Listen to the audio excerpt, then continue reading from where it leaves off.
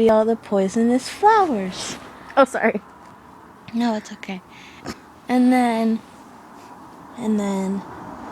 I got up and I discovered there was a little kitten right next to me. And so I picked the kitten up and I skipped and I skipped and I skipped all the way to that big green house. It was so green and big. And then I was so tired when I got there. And the cat had some water. And I drank the water. And then I walked to the door of the big green house.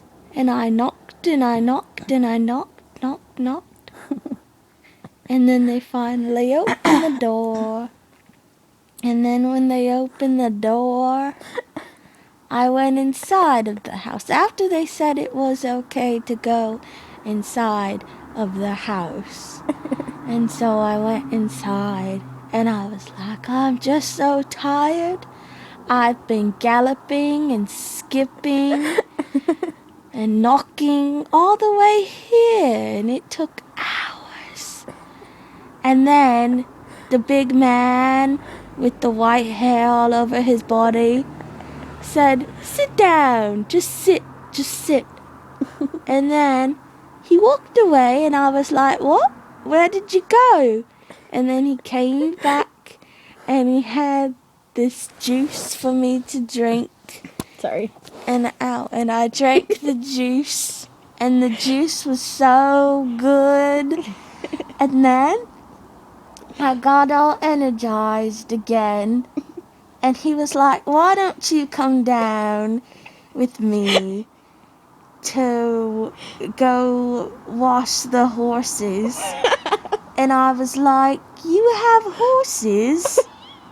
And he was like, yes, do you?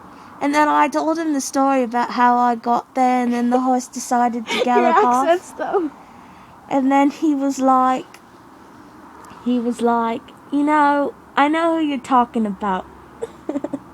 You're talking about Lou. And I was like, Lou was his name. I just got on him. I didn't know his name. I just got on him and he rode me to your house. Well, he rode me halfway. And then he was like, did Lou have a little bit of green hair? And I said, yes. Yes, he did. And then the man with all the white hair all over his body was like, I'll show you to Lou.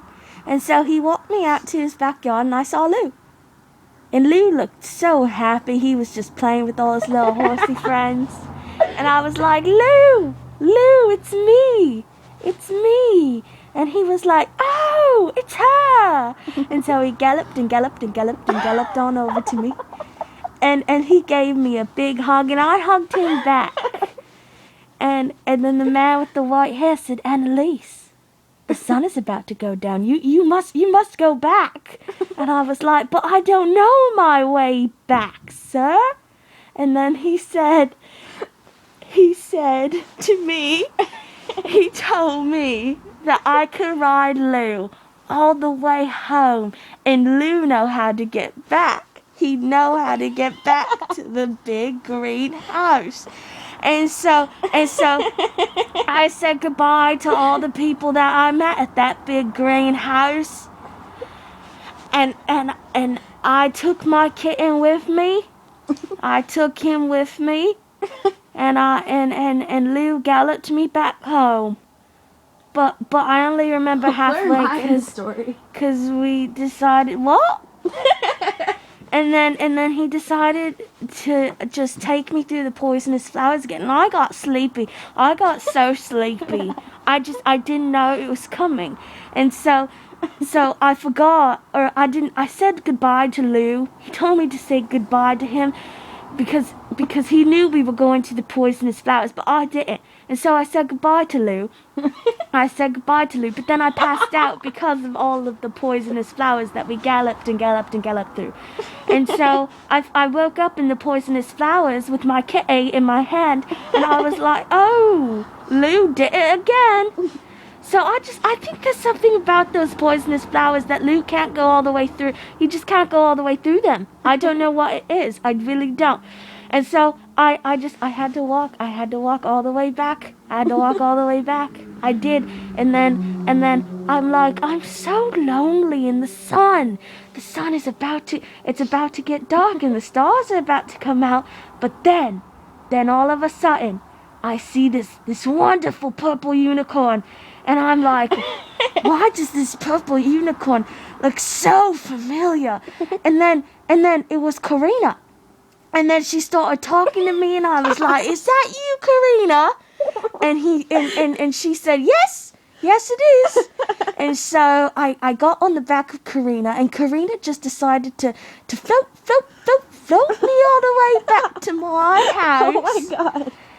And she floated, and we talked for hours. It was crazy. And then she got me back to my house safely and soundly, and she said, Annelise, I have to go back to the big green house.